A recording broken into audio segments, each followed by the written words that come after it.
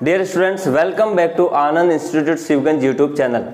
Today we will discuss internal structure of eye. Previous video के अंदर हमने सक्लेरा and choroid and retina के बारे में डिस्कस किया था। आज हम लोग इस आई के जो इम्पोर्टेंट पार्ट है यानी कि पित्त बिंदु, इसके अलावा हम लोग अंध बिंदु के बारे में डिस्कस करेंगे और इसके पूरे आई स्ट्रक्चर की फिजियोलॉजी को भी पूरा डिटेल से स्टडी करेंगे। तो सबसे पहले हम ले रहे हैं पित्त बिंदु। अब ध्यान देना, ये जो आई का बीच वाला पोर्शन है जिसको हम क्या बोलते हैं, विजुअल एक्सिस। क्या बोलते हैं, विजुअल एक्सिस, यानी कि इसे दृष्टि अक्ष भी कहा जाता है। क्या कहा जाता है, दृष्टि अक्ष। यानी इसी विजुअल एक्सिस से, दृष्टि अक्ष से आंखों में क्या गिरता है, प्रकाश की किरणें प्रवेश करती है। तो इसी दृष्टि अक्ष के पास में ही एक बिंदु होता है जिसका नाम है पित्त बिंदु। क्या नाम है, पित्त बिंदु, जिसको हम येलो स्पॉट भी बोलते हैं। पित्त का मतलब जब भी आपको कहीं दिखाई दे तो वहां पे लगभग किसकी बात हो रही है, पीलेपन की, यानी पीले वर्ण की, येलो पिगमेंट की। तो इसे क्या बोला जाता है, पित्त बिंदु। अब हम यहाँ देखेंगे पित्त बिंदु वास्तव में है क्या। आंख के अंदर दृष्टि अक्ष पर स्थित, देखेंगे ये जो ब्लू कलर की लाइन दिखाई दे रही है, डॉटेड डॉटेड, ये क्या है, इसी दृष्टि अक्ष के ऊपर की ओर ये पित्त बिंदु क्या होता है, उपस्थित होता है। नेक्स्ट आगे, यहां पर रेटिना की परत पतली होती है। अब देखो ये जो रेटिना की परत है यहां पर मोटी है, लेकिन यहां पर पित्त बिंदु, जो यहां पर ये मैं मार्कर लगा रहा हूं, इस स्थान पर पित्त बिंदु पर रेटिना की परत नहीं के बराबर, यानी कि वो कैसी है, पतली है। ये चीज को आपको ध्यान देना है। नेक्स्ट आगे, यहां पर प्रकाश संवेदी भाग यानी कि दृष्टि संवेदांग, ये बहुत इंपॉर्टेंट है। दृष्टि संवेदांग का मतलब यहां पर है कि फोटो रिसेप्टर सेल। कौन सी सेल, फोटो रिसेप्टर जो सेल होती है, यानी कि कौन कौन सी होगी, एक तो रोड्स होगी और एक कौन सी होगी, कॉन्स।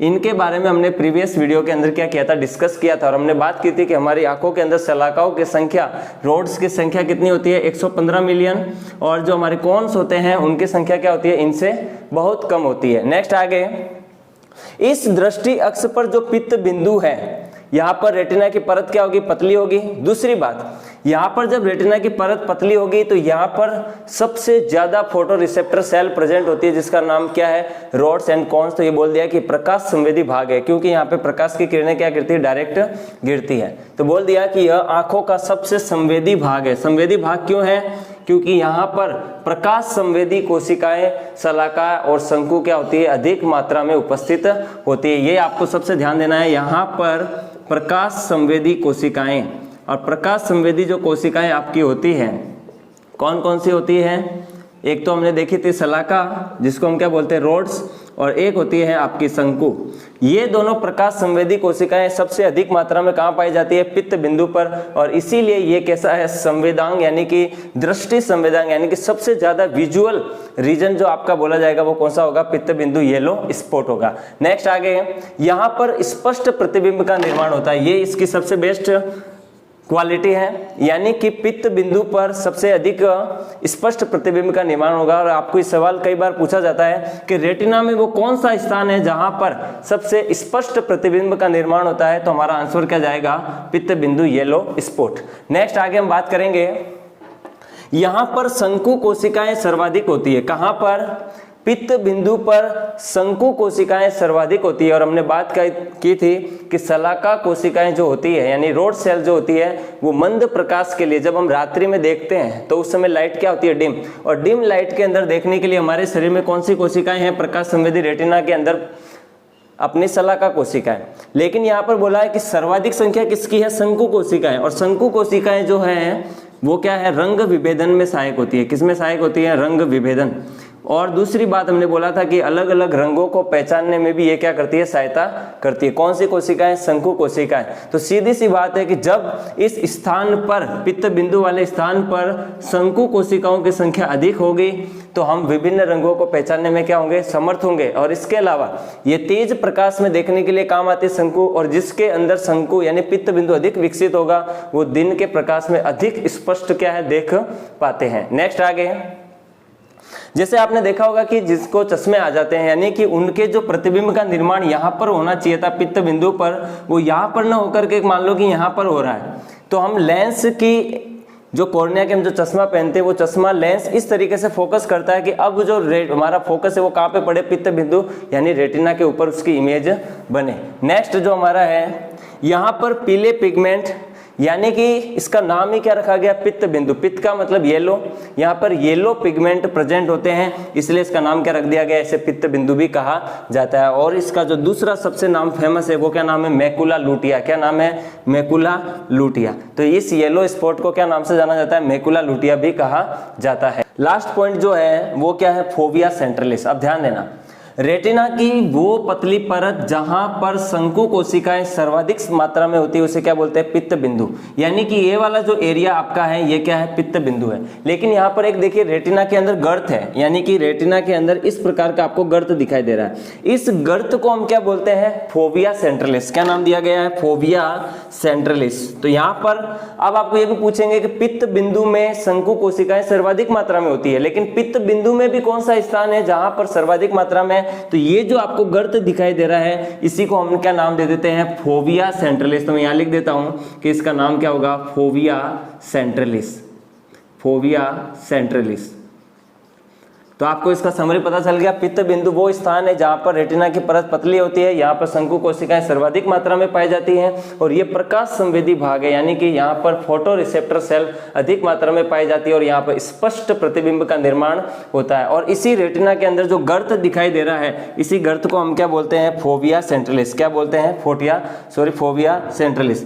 यहाँ पर शंकु कोशिकाएं अधिक मात्रा में, यानी कि हमारी आंखों में अगर शलाकाओं की संख्या ज्यादा है तो हम रात्रि में अच्छे से देख पाएंगे, लेकिन हमारे अंदर शलाकाओं की संख्या उतनी भी ज्यादा नहीं है कि हम रात्रि में अच्छे से देख पाएं। लेकिन अगर उल्लू की बात करें तो उल्लू के अंदर सबसे सर्वाधिक मात्रा में कौन सी कोशिकाएं होती है, शलाका, इसलिए वो रात्रि में स्पष्ट देख पाते हैं। नेक्स्ट जो हमारा पॉइंट है वो है अंध बिंदु। अब नाम से पता चल रहा है अंध यानी कि अंधा। यहाँ पर वो पॉइंट है जहां पर देखने का कोई विजन यानी कि विजुअल एरिया प्रेजेंट नहीं है, तो इसको नाम दे दिया ब्लाइंड स्पॉट और इसको ऑप्टिक डिस्क के नाम से भी जाना जाता है। तो यहाँ पर अंध बिंदु को हम देखेंगे, ये वाला जो स्थान है जहां से आंखों की जो परतें हैं तीनों, सक्लेरा, कोरॉइड एंड रेटिना, तीनों का क्या हो चुका है, भेदन हो चुका है। मतलब तीनों क्या हो चुके हैं, डिवाइड होकर के इसको पार कर रही है। इस स्थान को हम बोलते हैं अंध बिंदु। और ध्यान देना, अंध बिंदु पर प्रकाश संवेदी कोशिकाएं क्या होती है, अनुपस्थित। और यही अंध बिंदु का सबसे इंपॉर्टेंट पॉइंट है जो आपको क्या करना है, ध्यान देना है। प्रकाश संवेदी कोशिकाएं शलाका और शंकु, जिन्हीं के कारण से हम देख पा रहे हैं, और वही कोशिकाएं यहाँ पर अनुपस्थित है। तो यानी कि ये बात पता चल गई कि रेटिना के अंदर जो प्रकाश संवेदी कोशिकाएं शलाका और शंकु के कारण देख पा रहे हैं वो अंध बिंदु के पर क्या होती है, अनुपस्थित। यानी कि इसका देखने से कोई संबंध नहीं है, यहाँ पर कोई प्रतिबिंब का निर्माण होने वाला नहीं है। तो हम देखेंगे पित्त बिंदु के ठीक नीचे, सीधी सी बात है, ये पित्त बिंदु के ठीक नीचे, और यहाँ पर दृष्टि अक्ष से ऊपर होता है पित्त बिंदु। नेक्स्ट आगे, यह आंख की दीवार को संपूर्ण मोटाई में भेद कर, यह आंख की दीवार सक्लेरा, कोरॉइड और रेटिना, इनको भेद करके बाहर निकलती है। कहाँ निकल जाती है, बाहर। और इस स्थान पर ऑप्टिक फेरामोन बनाती है। क्या बनाती है, ऑप्टिक फेरामोन। मतलब इस वाले स्थान को जहां से इन्होंने भेदन किया इस पूरी आंख की परत का, इसको एक और नाम दिया जाता है ऑप्टिक फोरामोन। क्या नाम दिया जाता है, ऑप्टिक फोरामोन। ये आपको ध्यान देना है, ऑप्टिक फोरामोन। यानी कि जहां से कोशिकाओं की आंखों की तीनों परतें भेदन करते हुए बाहर निकलती है, उस स्थान पर किसका निर्माण होता है, ऑप्टिक फोरामोन का निर्माण होता है। और यहीं से ऑप्टिक नर्व क्या होती है, बाहर निकलती है। आगे नेक्स्ट, ऑप्टिक फोरामोन वाले स्थान पर रेटिना अनुपस्थित होती है। सीधी सी बात है, रेटिना यहाँ से क्या हो चुकी है, टर्नओवर हो चुकी है, और इस स्थान पर कोई रेटिना का भाग नहीं है। तो इसको बोल दिया कि ऑप्टिक फोरामोन पर रेटिना क्या होती है, अनुपस्थित होती है। दूसरी बात, जब यहाँ पर रेटिना नहीं है तो प्रकाश संवेदी कोशिकाएं भी नहीं होगी, और जब प्रकाश संवेदी कोशिकाएं नहीं होगी तो यहाँ पर प्रतिबिंब का निर्माण भी नहीं होगा। इस चीज का आपको विशेष ध्यान देना है। और इसलिए लिखा है कि यह भाग प्रतिबिंब निर्माण में भाग नहीं लेता है, क्योंकि शलाका और शंकु दोनों ही क्या है, अनुपस्थित है। नेक्स्ट, यहाँ पर दृष्टि संवेदांग, दृष्टि संवेदांग का मतलब संवेदना, और दृष्टि का मतलब विजुअल सेंस की बात हो रही है। तो प्रकाश संवेदी कोशिकाएं शंकु और शलाका क्या होती है, अनुपस्थित होती है, और शंकु और शलाका के अनुपस्थित होने के कारण से ही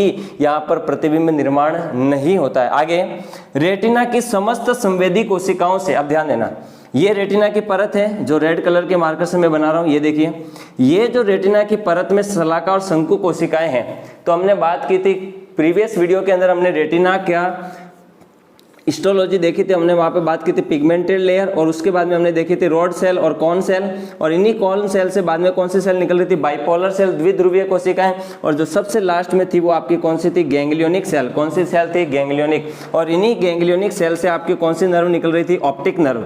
यानी कि इस पूरी रेटिना के अंदर जितनी भी शलाका और शंकु कोशिकाएं हैं वो सारी की सारी इस प्रकार से हैं। यहाँ से जो गैंग्लियोनिक सेल है सबसे लास्ट के अंदर, वो गैंग्लियोनिक सारी सेल इकट्ठा होकर के इस आई से क्या हो जाती है, बाहर निकल जाती है। इस तरीके से क्या हो जाती है, बाहर निकलती है। और किसका निर्माण होता है, ये ऑप्टिक नर्व का क्या करती है, निर्माण करती है। तो देखेंगे रेटिना की समस्त संवेदी कोशिकाओं से, मतलब इसमें जितनी भी संवेदी कोशिकाएं हैं, हर संवेदी कोशिका से क्या निकलेगी, आपकी तंत्रिका कोशिकाएं निकल करके, तो यानी बोल दिया कि संवेदी कोशिकाओं से आने वाले तंत्रिका तंतु एक साथ इकट्ठे होकर किसका निर्माण करते हैं, दृक तंत्रिका यानी ऑप्टिक नर्व का निर्माण करेंगे। यानी इस रेटिना में जितनी भी शलाका और शंकु कोशिकाएं हैं सब बाइपोलर सेल से जुड़ी हुई है, और नीचे की तरफ अगर हम बात करें तो वो सारी सेल क्या हो जाएगी, बाहर निकल जाएगी। इस प्रकार से हमारा ये जो पित्त बिंदु और अंध बिंदु का जो टॉपिक है वो क्या होता है, कंप्लीट होता है। अब हम देखेंगे लेंस के बारे में और कॉर्निया के बारे में। अब देखेंगे हम लेंस के बारे में। जो लेंस वाला भाग है, हमने देखा था कि जो सक्लेरा है यानी सॉरी कोरोइड, इसके 3 भाग होते हैं। एक तो जो सक्लेरा सॉरी कोरोइड जो परत है वो एक पक्षमाप का है और एक आइरिस। इस आइरिस के जो पीछे का भाग है वो क्या है, लेंस। यानी ये वाला जो भाग है ये क्या है, आइरिस है, और ये कोरोइड का ही भाग है। यहाँ तक पक्षमाप का है, फिर आइरिस, और जो पीछे वाला है वो कोरोइड पर। यहाँ पर भी ये आइरिस, फिर पक्षमाप का है, फिर ये कोरोइड पर। अब हम बात कर रहे हैं लेंस की। लेंस इसी आइरिस के जस्ट पीछे प्रेजेंट होता है। तो बोल दिया कि लेंस की अगर हम देखें तो प्रॉपर्टी कैसी है, रंगहीन, यानी लेंस कलरलेस होगा। इसके अलावा पारदर्शी ट्रांसपेरेंट है। इसके अलावा तंतुमय यानी कि फाइब्रस टिश्यू का बना हुआ होता है, इसलिए यहाँ पर लेंस को हम कैसा बोलते हैं, तंतुमय। यानी कि हमारा जो लेंस है वो एक टाइप का क्या है, टिश्यू है। क्या है, टिश्यू है। यानी ये नहीं बोल सकते कि कोई कांच का लेंस डाला हुआ है यहाँ पर, ये नहीं, ये एक टाइप का क्या है, टिश्यू है जो कि ट्रांसपेरेंट है और फाइब्रस है। दूसरी बात, जब टिश्यू है और तंतुमय फाइब्रस है तो ये कैसा होगा, अर्धठोस होगा। कैसा होगा, अर्धठोस, यानी कि सॉलिड नहीं है। जैसे हम जो लेंस यूज कर रहे हैं वो क्या होते हैं, सॉलिड, लेकिन ये कैसा है, सेमी सॉलिड है, क्योंकि ये किसका बना हुआ है, फाइब्रस टिश्यू का बना हुआ है। नेक्स्ट आगे हम बात करते हैं, ये जिलेटिन टिश्यू का बना हुआ होता है। कि कौन से टिश्यू का, जिलेटिन टिश्यू, जिसको हम क्रिस्टलाइन टिश्यू भी बोलते हैं। क्या बोलते हैं, क्रिस्टलाइन टिश्यू, जो कि किसका बना हुआ है, फाइब्रस टिश्यू का। और आपने फाइब्रस टिश्यू के बारे में क्लास 11th के अंदर पढ़ा होगा, एनिमल टिश्यू वहां पर चैप्टर था। नेक्स्ट, ये जो जिलेटिन टिश्यू उसमें कौन कौन से टाइप है, अल्फा और बीटा। लेकिन आपको इंपॉर्टेंट नाम याद रखना है, जिलेटिन ऊतक, कि हमारा आंखों का जो लेंस है वो कौन से टिश्यू से मिलकर के बना हुआ है, जिलेटिन टिश्यू का बना हुआ होता है। नेक्स्ट आगे, यह सिलियरी बॉडी के द्वारा जुड़े रहते हैं। आप देखो, ये सिलियरी बॉडी आपकी जो कोरोइड परत है, ये आगे से यानी कि थोड़ी सी मोटी होकर के क्या बनाती है, एक संरचना, जिसको हमने बोला था कि यहाँ पर भी फाइबर्स टिश्यू होते हैं जो क्या बनाते हैं, सिलियरी बॉडी। और इसी सिलियरी बॉडी से आपका क्या कनेक्ट होता है, लेंस जुड़ा हुआ होता है। इस चीज को विशेष ध्यान देना है। और आइरिस इसके जस्ट आगे होगा, लेकिन कनेक्ट किससे होगा, सिलियरी बॉडी से। ध्यान देना है, तो लेंस कनेक्ट किससे रहेगा, सिलियरी बॉडी यानी पक्षमाप काय से जुड़ा हुआ रहता है। नेक्स्ट आगे, अगर इसके हम स्ट्रक्चर देखें तो ये कैसा है, बाइकॉन्वेक्स है, यानी कि इस टाइप से कह सकते हैं हल्का सा, यानी कि ये कैसा है, बाइकॉन्वेक्स होगा। आगे लिखा है सस्पेंसरी लिगामेंट, इसको ध्यान देना, इसको जोमुला जील इल टिश्यू भी बोलते हैं। अब हम बात करेंगे कि ये जो पक्षमाप काय है आपका, यानी कि कोरोइड परत का जो आगे वाला भाग है पक्षमाप का है, इसी से हमारे लेंस जुड़े हुए रहते हैं। लेकिन लेंस जुड़ा हुआ कौन से टिश्यू से, जैसे हमने 11th में आपने पढ़ा था कि जो टेंडन होते हैं यानी कि कंडरा, वो टेंडन जो है वो किसको जोड़ते हैं, अस्थियों को मांसपेशियों से जोड़ते हैं, यानी कि बोन को किससे जोड़ रहे हैं, मसल्स से। और जो बोन को बोन से कनेक्ट कर रहे हैं वो कौन से टिश्यू थे, लिगामेंट थे, जो किसके बने हुए थे, येलो फाइबर के। और जो टेंडन थे जो बोन को मसल से कनेक्ट कर रहे थे वो किसके बने होते हैं, व्हाइट फाइबर के। लेकिन यहाँ पर भी आपको सोचना चाहिए कि ये जो सिलियरी बॉडी है पक्षमाप काय जो लेंस से जुड़े हुए हैं, तो ऐसा कौन सा टिश्यू है जिसके कारण से जुड़े हुए हैं, तो वो कौन सा होगा, लिगामेंट। क्या है, लिगामेंट। इस लिगामेंट का नाम क्या है, सस्पेंसरी लिगामेंट। यह लेंस को पेशीय पक्षमाप काय से जोड़ता है, यानी कि ये मस्कुलर पार्ट हो गया और इसको लेंस को ये क्या कर रहा है, कनेक्ट कर रहा है। कौन सा लिगामेंट, सस्पेंसरी लिगामेंट। और इस सस्पेंसरी लिगामेंट को कई जगह पर आपको नाम देखने को मिलेगा जोनुला ऑफ जिन। क्या नाम बोलते हैं इसको? जोनुला ऑफ जिन के नाम से भी जाना जाता है। यानी कि ये पूछ सकते हैं कि लेंस पक्षमापकाय से कौन से ऊतक के द्वारा जुड़े होते हैं या किससे जुड़े होते हैं, तो हम बोलेंगे लिगामेंट। और ये लिगामेंट जो है सस्पेंसरी लिगामेंट है और इनको हम जोनुला ऑफ जिन के नाम से भी जानते हैं। तो ये लेंस को पेशी या पक्षमापकाय से क्या करता है? जोड़ता है। नेक्स्ट आगे, इस लिगामेंट के कारण से ही लेंस की आकृति पर क्या करता है? प्रभाव पड़ता है। अब देखो लेंस की आकृति पर प्रभाव कैसे पड़ेगा? जैसे कि इसी लेंस को अगर मैं बहुत ज्यादा पास से देखूं तो हमारा जो लेंस है वो क्या करेगा? लाइट को फोकस नहीं कर पाएगा। तो यानी कि इस समय जो लेंस का साइज चेंज हुआ है वो किसके कारण से हो रहा है? इसी लिगामेंट में खिंचाव के कारण से। यहाँ पर जो लिगामेंट है, लिगामेंट का हमने क्या नाम दिया? Suspensory ligament. तो बोल दिया कि इसी लिगामेंट के खिंचाव के कारण लेंस की आकृति पर क्या होता है? प्रभाव पड़ता है। ठीक, नेक्स्ट आगे, पेशीय पक्षमापकाय की पेशीय गतिविधि। अब ये जो पक्षमापकाय है इसके अंदर भी कौन सी गति होती है? पेशीय गति। कौन सी गति होती है? Muscular motion. और इसी पेशीय गति मस्कुलर मोशन के कारण से इस लेंस की आकृति में भी क्या होता है? परिवर्तन। दूसरी बात, लेंस और पक्षमापकाय के बीच में जो लिगामेंट है सस्पेंसरी लिगामेंट, इसके कारण से भी लेंस की आकृति क्या होती है? प्रभावित होती है। तो बोल दिया कि पेशीय पक्षमापकाय की पेशीय गतिविधि द्वारा ही ये जो तनाव है किसके अंदर? लेंस के अंदर, या फिर उसको शिथिल यानी कि चौड़ा करके यानी कि रिलैक्स करने की जो वक्रता है उसमें भी क्या करता है? परिवर्तन करता है। कौन? इसी पक्षमापकाय की पेशीय गति यानी मस्कुलर मोशन के कारण से ऐसा होता है। दूसरी बात, अगर ऐसा नहीं हो पाएगा तो दृष्टि समायोजन संभव नहीं है। दृष्टि समायोजन कि जब आप पास में जाते हैं तो अब क्या हो रहा है कि हमारा लेंस फोकस कर रहा है किस चीज को, जिसको आप जिस ऑब्जेक्ट को देख रहे हैं, तो इस समय लेंस को चौड़ा करना है। तो ये जो पार्ट है यानी कि उस समय जो पक्षमापकाय की पेशीय गति है वो ही इस लेंस की साइज को क्या करेगी? चेंज करेगी। जैसे कि आपके मोबाइल का कैमरा है, जब आप किसी मोबाइल के कैमरे को किसी एकदम यानी कि जैसे पत्ती है उस पर पानी की बूंदे आप फोटो खींचना चाह रहे हैं, अब एकदम जब आप उसके पास टच कर लेते हैं तो लेंस उसको, हमारा जो मोबाइल का लेंस उसे फोकस नहीं कर पाता है। लेकिन हमारी आंखें जो है पेशीय गति के कारण से, पक्षमाप की पेशीय गति के कारण से उसे क्या कर पाती है? अच्छे से फोकस कर पाती है। नेक्स्ट आगे, लेंस जो है नेत्र गोलक को दो भागों में विभाजित करता है। अब देखो ये पूरा का पूरा एक नेत्र गोलक है, यानी कि जिसको हमने आई बॉल बोला था। ये आई बॉल दो पार्ट में डिवाइड हो चुका है। किसके कारण से? इसी लेंस के कारण से। एक पार्ट जो बैकवर्ड है और एक कौन सा है? जो फ्रंट में है। फ्रंट वाला पोर्शन कौन सा होगा? एक्वस चैम्बर, जिसको हम हिंदी में बोलते हैं जलीय कोष्ठ यानी कि जलीय द्रव भरा होता है। और लेंस के जो पीछे वाला भाग है वो क्या हो जाएगा? काछाप द्रव। कौन सा द्रव हो जाएगा? काछाप द्रव, जिसको बोलते हैं विट्रस चैम्बर। क्या बोल देंगे हम? विट्रस चैम्बर या फिर बोल देंगे काछाप कोष्ठ। तो बोल दिया कि लेंस नेत्र गोलक को दो भागों में विभाजित करता है। पीछे का भाग काछाप कोष्ठ और सामने वाला भाग कौन सा होगा? जलीय कोष्ठ। तो इस तरीके से हमारा, अब हम देखेंगे जलीय कोष्ठ और काछाप कोष्ठ के बारे में। अब हम देखेंगे कि हमने देखा था कि लेंस जो है पूरे नेत्र गोलक को कितने भागों में बांट रहा है? दो भागों में। पीछे का भाग कौन सा है? काछाप कोष्ठ, जिसमें काछाप द्रव भरा हुआ है। और आगे की तरफ जो कोष्ठ है वो कौन सा है? जलीय कोष्ठ यानी कि एक्वस चैम्बर। और पीछे की तरफ जो चैम्बर है उसका नाम क्या होगा? Vitreous chamber. तो देखेंगे एक्वस चैम्बर, इसमें जलीय द्रव पाया जाता है। ये जो जलीय द्रव भरा हुआ है इसमें, इसी जलीय द्रव के कारण से ये जो लेंस है ये कैसा बना हुआ रहता है? नम बना हुआ रहता है, मतलब मॉइस्ट है, यानी कि नमी वहां पे रहती है, यानी कि लेंस को प्रोटेक्शन प्रोवाइड कर रहा है। कौन सा? ये जलीय द्रव। आगे क्या लिखा है? इसका स्त्रवण सिलियरी बॉडी के द्वारा होता है। इसको ध्यान देना है।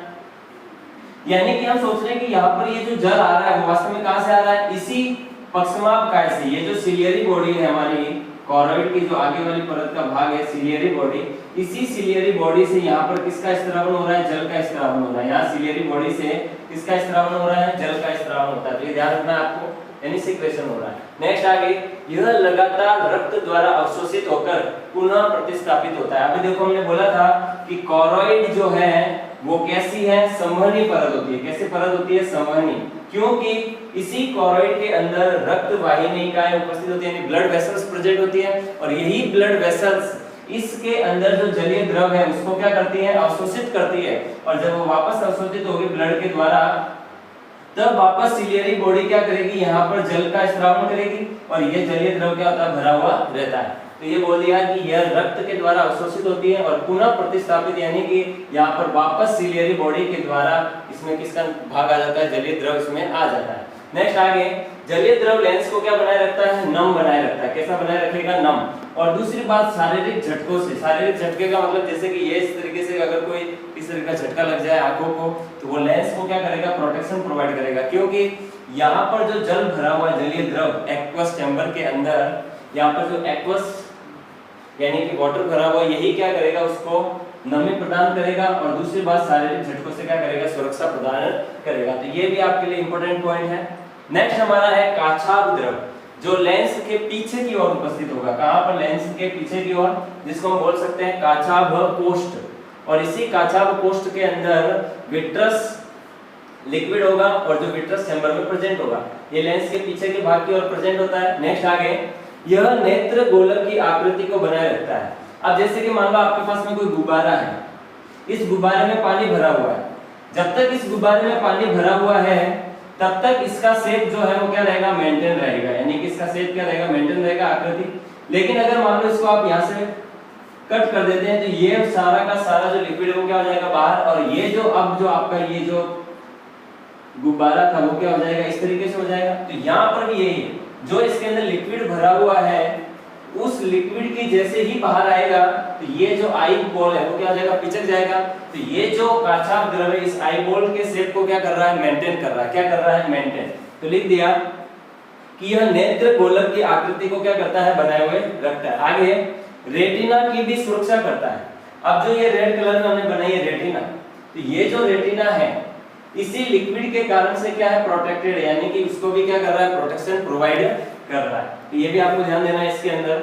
आगे, काछाभ द्रव को विट्रस जेली भी कहा जाता है। विट्रस जेली का मतलब यहाँ पर जो द्रव है ये आप इस तरीके से नहीं कह सकते कि पानी की तरह, पानी की तरह नहीं है, ये जेली के समान है। किस प्रकार से है, जेली के समान।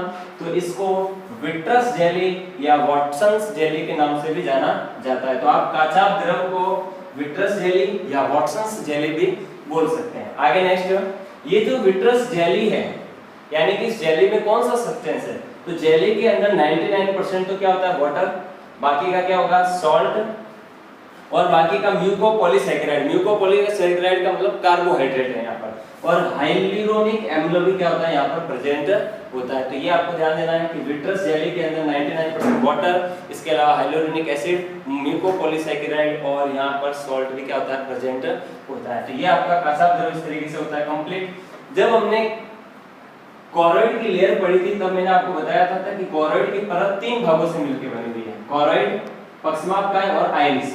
अब हम बात कर रहे हैं आइरिस परितारिका की, हिंदी में इसको क्या बोलते हैं, परितारिका। लेंस के सामने जो पर्दा है उस पर्दे को क्या बोलेंगे, आइरिस। क्या बोलेंगे, आइरिस। तो देखेंगे कि जैसे कि ये लेंस है आपका ब्लू कलर का यहाँ पर, तो ये जो लेंस कुछ इस प्रकार से बना हुआ है, इस लेंस के सामने की ओर आपको कुछ इस प्रकार की स्ट्रक्चर दिखाई देगी। तो ये जो भाग है यहाँ तक लेंस के सामने वाला, ये क्या है, आइरिस यानी कि परितारिका। और आगे का जो भाग है वो पक्षमापकाय और फिर नीचे जाके कि वही कोरोइड परत है। तो लेंस के सामने जो पर्दे के समान संरचना है उसको हम क्या बोलेंगे, आइरिस। और ये लेंस का जो पर्दा होता है वो काला, भूरा और नीला, यानी कि जिसका जैसा आइरिस का पर्दा होगा, सॉरी लेंस के सामने पर्दा, उसकी आंखों का रंग भी वैसा ही होगा। जैसे कि मान लो अगर आइरिस का कलर रंग काला है तो उसकी आंखें भी कैसी होगी, काली। और आइरिस का कलर अगर भूरा है तो आंखें भी कैसी होगी, भूरी। और जिसके आंखों के अंदर आइरिस का रंग कैसा होगा, नीला, तो उसकी आंखों का रंग भी कैसा होगा, नीला। जैसे आपने ऐश्वर्या राय की आंखें देखी होगी, उसकी आइरिस का जो रंग है, यानी कि ये जो लेंस के सामने पर्दा है उसका लेंस के सामने पर्दा आइरिस का रंग कैसा, नीला, तो उसकी आंखें भी कैसी है, नीली है। आगे देखेंगे नेत्र का रंग आइरिस के कारण ही होता है। ये लाइन आपको समझ में आ गई होगी। आगे इसमें 2 प्रकार की पेशियां पाई जाती है, ये ध्यान देना है। इस आइरिस के अंदर 2 टाइप के मसल्स होते हैं। कितने टाइप के मसल्स, 2 टाइप के। फर्स्ट है आपका वर्तुल पेशिया और सेकंड है आपकी रेडियल मसल्स यानी कि अरीय पेशिया।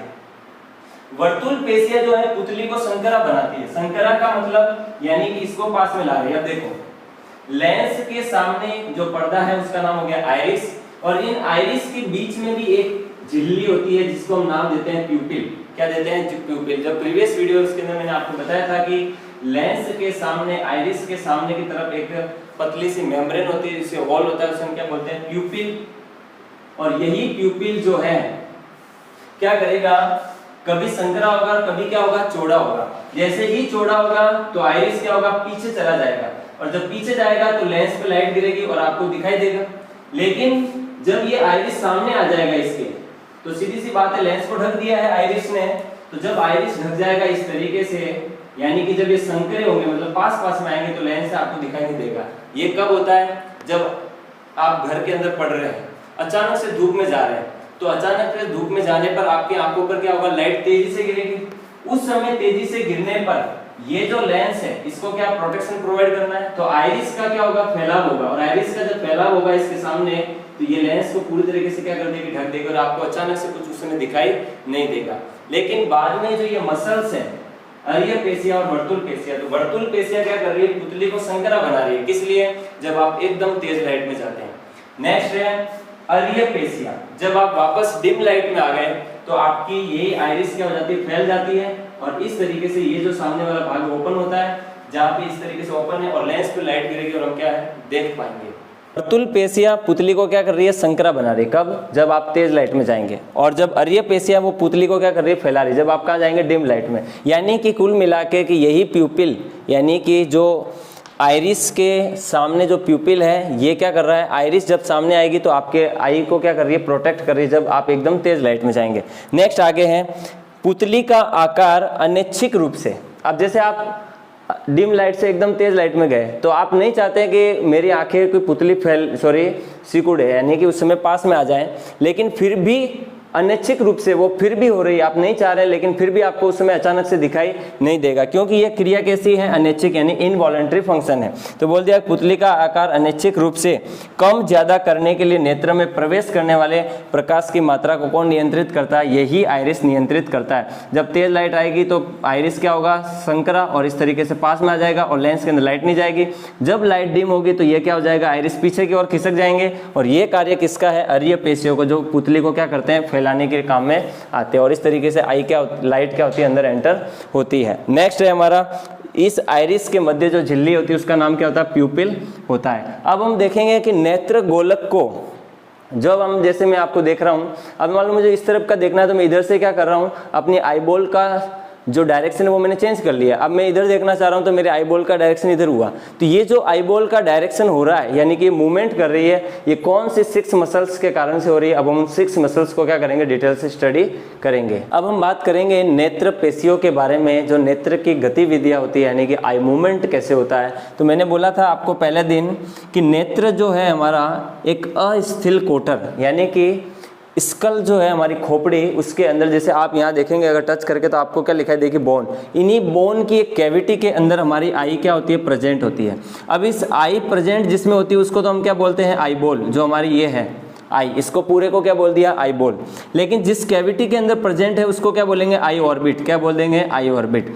तो बोल दिया कि नेत्र गोलक को नेत्र कोटर में, नेत्र कोटर जिसके अंदर वो प्रेजेंट है, जिस खोपड़ी की हड्डी के अंदर प्रेजेंट है, उसको बोल दिया नेत्र कोटक। और उस नेत्र कोटक में घुमाने के लिए क्या होता है, 6 टाइप की मसल्स होती है, यानी 6 प्रकार की कंकालीय पेशियां होती है, जो इस नेत्र गोलक को क्या करती है, अंदर घुमाती है। जैसे आप देखते ही हैं, एक ही जगह खड़ा हुआ व्यक्ति जब उधर की तरफ देखता है तो आपको पता लग रहा है कि उधर देख रहा है, क्योंकि आईबॉल का डायरेक्शन उधर चला गया।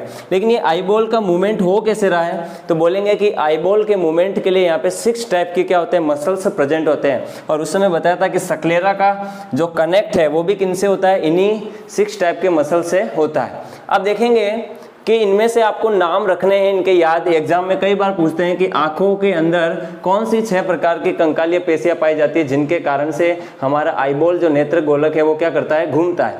तो देखेंगे 4 तो इसमें से होती है रेक्टस, और 2 होती है ऑब्लिक। ऑब्लिक का मतलब तिरछी, और 4 रेक्टस का मतलब जो लगभग कैसी होती है, सीधी ही होती है, लेकिन थोड़ी बहुत तिरछी होगी।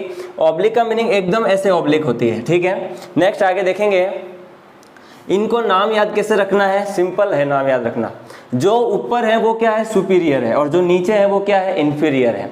जब भी आप जैसे पढ़ते हैं कि जब हमने ब्लड वेसल्स के बारे में आपने पढ़ा होगा, तो ऊपर से जो वेना केवा आती है, जो इम्प्योर ब्लड लेकर के आती है, यानी अशुद्ध रुधिर को लेकर के आती है, उनको हम क्या बोलते हैं, सुपीरियर सिरा, तो यानी सुपीरियर जो मतलब ऊपर के भाग से आ रही है, और जो पैरों से रक्त को लेकर के आती है उनको क्या बोलते हैं, इन्फीरियर, यानी कि नीचे वाले भाग से। तो जो भी ऊपर है उनका नाम क्या होगा, सुपीरियर, और जो नीचे होगी उनका नाम क्या होगा, इन्फीरियर। तो पहली बात तो आपको पता चल गई, 6 नाम आप जब इनको लिखोगे तो आपको क्या लगेंगे, डिफिकल्ट, लेकिन सिंपल है। अब ध्यान देना है, जो ब्लू में है वो कौन सी है, ऑब्लिक मसल्स है। कौन सी मसल्स है, ऑब्लिक। और जो 4 टाइप की रेक्टस है वो कौन सी मसल्स मैंने किस टाइप से बनाई है, ब्लैक मार्कर से। तो आप देखेंगे ब्लैक कलर में आपको देखो 1 2 3 एंड 4, तो सिंपल है, जो ऊपर है वो कौन सी होगी, सुपीरियर रेक्टस, कौन सी हो जाएगी, सुपीरियर। और जो नीचे है वो कौन सी हो जाएगी, इन्फीरियर रेक्टर, कौन सी हो जाएगी, इन्फीरियर रेक्टस। दूसरी बात, जो अंदर की तरफ अटैच हो रही है, सिर्फ अंदर जा नहीं रही है, यानी पीछे की तरफ से अंदर जा रही है, तो ये कौन सी हो गई, इंटरनल रेक्टस, कौन सी हो जाएगी, इंटरनल। और इसके नीचे जो होगी वो कौन सी होगी, एक्सटर्नल रेक्टस। तो रेक्टस के आपको नाम याद हो गए, जो ऊपर है वो सुपीरियर, और जो सबसे नीचे है वो कौन सी होगी, इन्फीरियर। और इन दोनों के बीच में जो होगी, तो अंदर वाली कौन सी होगी, इंटरनल, और जो होगी नीचे रेक्टस। तो superior rectus, internal rectus, external rectus, और जो सबसे नीचे होगी इन्फीरियर रेक्टस। नेक्स्ट जो है हमारी ब्लू कलर वाली, तो ऊपर वाली ब्लू है, तो वो सीधा से हमने बोला कि ब्लू कितनी होती है, ऑब्लिक कितनी होती है, 2, तो ऊपर वाले को बोल देंगे सुपीरियर ऑब्लिक मसल्स, और जो नीचे बचेगी वो कौन सी हो जाएगी, इन्फीरियर ऑब्लिक मसल्स। इस तरीके से ये आपको सिर्फ यहाँ पर मसल्स के क्या रखने हैं, नाम याद रखने हैं। और ये मसल्स क्या करती है, आईबॉल को मूवमेंट कराती है, लेकिन आपके सिलेबस में ये नहीं है कि कौन सी मसल्स कौन से मूवमेंट को रोल प्ले कर रही है, वो आपको ध्यान नहीं रहना है, सिर्फ आपको नाम याद रखना है। ऊपर सुपीरियर ऑब्लिक मसल्स और नीचे इन्फीरियर ऑब्लिक मसल्स, 2 नाम कंप्लीट हो गए। फिर superior rectus, internal rectus, external rectus, और जो सबसे नीचे होगी इन्फीरियर रेक्टस। अब हम नेत्र ग्रंथियों के बारे में पढ़ेंगे, और यही नेत्र ग्रंथियां आपकी आंखों की क्या करती है, सुरक्षा करती है। अब हम बात करेंगे नेत्र ग्रंथियों के बारे में, और मैंने आपको पहले ही लेक्चर के अंदर बताया था कि आंखों के अंदर 4 ऐसी चीजें हैं जो आपकी आंखों को क्या कर रही है, प्रोटेक्शन प्रोवाइड कर रही है। पहले जो आपका प्रोटेक्शन लेयर है वो कौन सा है, भौहें। जब आप ज्यादा काम कर रहे हैं तो पसीना आने पर ये भौहें क्या करती है, उन पसीने को रोकती है। दूसरी है बरोनिया, यानी कि बरोनिया की अगर हम बात करें तो ये जो पलकों के ऊपर हेयर्स हैं, ये कोने में थोड़े से क्या होते हैं, डेंस, जो क्या है, बरोनिया भी आपके पसीने को, यानी कि या जो पसीना ग्रंथि, स्वेद ग्लैंड है, यानी कि स्वेद ग्रंथियां, उनसे आने वाले पसीने को क्या करती है, आंखों में जाने से रोकती है। दूसरी बात, आपके प्रोटेक्शन लेयर है आपकी पलके। ये पलके बार बार झपक झपक के क्या कर रही है, आपके जो कॉर्निया है आई का, उससे क्या कर रही है, साफ कर रही है। दूसरी बात, उसे नम बनाए रख रही है। तो तीसरा प्रोटेक्शन हो गया। और ये बात मैंने आपको उसी दिन बताई थी कि जो पलकों हैं आपकी, इन्हीं पलकों के अंदर ये हमारी पलकें ऊपर से नीचे आकर के आंख को साफ करके ऊपर जाती है, लेकिन हमारे अंदर जो नीचे से जो नीचे की पलकें हैं, जो अभी क्या है, अवशेषी अंग है, यानी काम नहीं कर रही है, वो संकुचित अवस्था में स्थायी रूप से पड़ी है। लेकिन अगर मेंढक की बात करें तो मेंढक के अंदर पलकें नीचे से सब ऊपर जाती है और उसे आंखों को क्या करती है, साफ करती है। तो हमने यहाँ पे एक आपकी बुक में दे रखा है प्लिका सेमिल्यूनेरिस, तो ये ध्यान देना, ये वो ही निक्टेटिंग मेम्ब्रेन की बात कर रहे हैं। हमारी पलकें ऊपर से आकर के इस तरीके से उस कॉर्निया को साफ करती है और वापस ऊपर चली जाती है, लेकिन जो नीचे की पलकें हैं वो हमारी क्या है, अवशेषी, यानी कि वो काम नहीं कर रही है। तो वहां पर भी एक नीचे की पलकों में मेम्ब्रेन होती है, जिस मेम्ब्रेन का नाम क्या है, निक्टेटिंग मेम्ब्रेन। क्या नाम है, निक्टेटिंग मेम्ब्रेन। ये निक्टेटिंग मेम्ब्रेन अब हमारी बॉडी में क्या, सॉरी हमारी आई में क्या हो चुकी है, अवशेषी, यानी काम नहीं कर रही है। तो ये हो गई अवशेषी और कार्यहीन। दूसरी बात, यह आंख के आंतरिक कोण पर, मतलब इंटरनल साइड के अंदर ऑब्लिक यानी कि एंगल पर स्थायी अवस्था में, मतलब अब परमानेंट हो चुकी है। ये हमारी जो नीचे की पलकें वो काम नहीं कर रही है, वो यानी क्या हो चुकी है, कार्यहीन हो चुकी है। और इन्हीं निक्टेटिंग मेम्ब्रेन को हम क्या कहते हैं, प्लिका सेमिल्यूनेरिस कहते हैं, जो कि अब किस अवस्था में संकुचित पड़ी है, स्थायी अवस्था में, वो काम नहीं कर रही है, हमारे ऊपर की पलकें काम कर रही है। अब हम बात करेंगे चौथा जो हमारा प्रोटेक्शन है वो कौन सा है, आई ग्लैंड्स, नेत्र ग्रंथियां। तो इसमें सबसे पहले है लैक्रिमल ग्लैंड या लैक्राइमल ग्लैंड, जिसको हम टीयर ग्लैंड भी बोलते हैं। हिंदी में कहें तो अश्रु ग्रंथियां। अश्रु का मतलब समझते हैं आंसू, जो आप रो रहे हैं तो क्या है, आंसू आ रहे हैं, वो भी कौन से ग्लैंड से, लैक्राइमल ग्लैंड से। ये जो ग्लैंड है वो दोनों आंखों के ऊपरी पलक के किनारे पर, जो आपकी दोनों आंखें पलकें, इसके ऊपरी पलक के किनारे पर ये क्या होती है, प्रेजेंट होती है। और ये जो आंसू निकाल रही है, यानी कि जो आंसू है उसको हम क्या बोलेंगे कि यह बैक्टीरियोलाइटिक लाइसोजाइम एंजाइम स्रावित करती है। ये सबसे इंपॉर्टेंट लाइन है, ये जो द्रव स्रावित करेगी उसे तो क्या बोलेंगे, लवणीय द्रव। क्या बोलेंगे, लवणीय द्रव, यानी कि सॉल्ट लिक्विड, जो कि आपके बुक में लिखा है नमकीन द्रव। नमकीन द्रव का मतलब नमकीन नहीं है, यहाँ पे सॉल्ट टेस्ट है इसका, इसलिए बोल दिया कि ये सॉल्ट टाइप का एक लिक्विड होता है। और इसके अंदर कौन सा एंजाइम प्रेजेंट होगा, बैक्टीरियोलाइटिक लाइसोजाइम एंजाइम। और आपको मालूम है जब भी लाइसोजाइम एंजाइम जहां भी आया है तो ये क्या करता है, बैक्टीरिया को क्या करता है, किल करता है। नेक्स्ट आगे, इसे फाइसोजाइम भी कहते हैं। किसको, बैक्टीरियोलाइटिक लाइसोजाइम एंजाइम को फाइसोजाइम भी कहते हैं, ये भी ध्यान रखना है। और ये रूपांतरित स्वेद ग्रंथियां, जो आपके त्वचा पर पसीने की ग्रंथियां होती है, उन्हीं का ये क्या है, मॉडिफिकेशन यानी रूपांतरित है। जो आंखों से क्या निकाल रही है, आंसू निकाल रही है, तो लैक्रिमल ग्लैंड, इसे टीयर ग्लैंड भी बोलते हैं। नेक्स्ट, इसका कार्य क्या है, पलकों की सफाई करना, कॉर्निया को भी क्या कर रहा है, साफ कर रहा है। नेत्र गोलक, ये पूरे नेत्र गोलक की भी क्या करते हैं, सफाई करते हैं, क्योंकि यहाँ पर जो पलक के अगर किनारे पर है तो ये पूरा लिक्विड इसके चारों तरफ क्या जाएगा, तो ये नेत्र गोलक की भी क्या करते हैं, सफाई। और दूसरा बोल दिया आंखों की क्या कर रहे हैं, सफाई करते हैं। अब है मॉल ग्रंथि।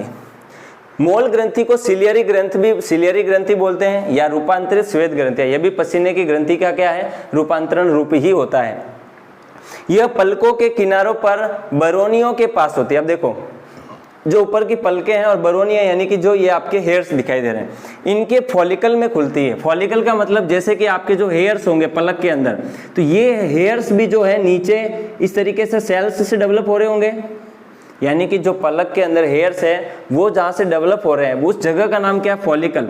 और उस फॉलिकल के अंदर जो आपकी ग्लैंड होती है उसे हम क्या बोलते हैं, मोल ग्रंथि। तो ये बोल दिया कि फॉलिकल में खुलती है। दूसरी बात, बस आपको सिर्फ यहाँ पे इतना ही ध्यान देना है कि रूपांतरित श्वेत ग्रंथि है और इसको सिलियरी ग्रंथि कहते हैं। जो आपके पलक के अंदर बाल है, उन बालों के जो फॉलिकल्स जहाँ से डेवलप होते हैं हेयर फॉलिकल्स में, वहां पर ये उपस्थित होती है। लास्ट जो है आपकी लास्ट मीबोमियन ग्रंथियां, कौन सी है, मीबोमियन ग्रंथियां। यह भी दोनों पलकों के किनारों पर ही क्या होती है, उपस्थित होती है। और ये तेलीय पदार्थ स्रावित करती है। कैसा पदार्थ स्रावित करती है, तेलीय पदार्थ, जिसके कारण से ये कैसा होता है, लुब्रिकेशन प्रोवाइड करती है। लुब्रिकेशन का मतलब चिकनापन, आंखों को क्या प्रदान कर रही है, चिकनापन। जैसे आप कोई वर्क कर रही है मशीन तो उसमें क्या लगाते हैं, ग्रीस, तो हमारी आई भी क्या कर रही है, वर्क। तो ये जो पलके ऊपर नीचे गिर रही है तो वो जो तेलीय पदार्थ स्रावित हो रहा है उसके कारण से क्या हो रहा है, इसको आंखों को चिकनापन प्रदान किया जा रहा है, जो पलकों को गिराने और उठाने में क्या करता है, अवरोध नहीं होने देता है। तो यानी कि ये बोल दिया कि मीबोमियन ग्रंथियों के द्वारा जो तेलीय पदार्थ स्रावित होगा, इन्हीं के कारण से हम अपनी पलकों को क्या कर पाते हैं, ऊपर नीचे, ताकि वहां तेलीय पदार्थ चिकनापन बना हुआ रहता है। नेक्स्ट वीडियो जो हमारा आएगा उसके अंदर हम फिजियोलॉजी ऑफ आई यानी नेत्र की कार्यविधि और नेत्र दोष और नेत्र दृष्टि दोष के बारे में डिटेल से स्टडी करेंगे। Thanks for watching. जय हिंद, वंदे मातरम।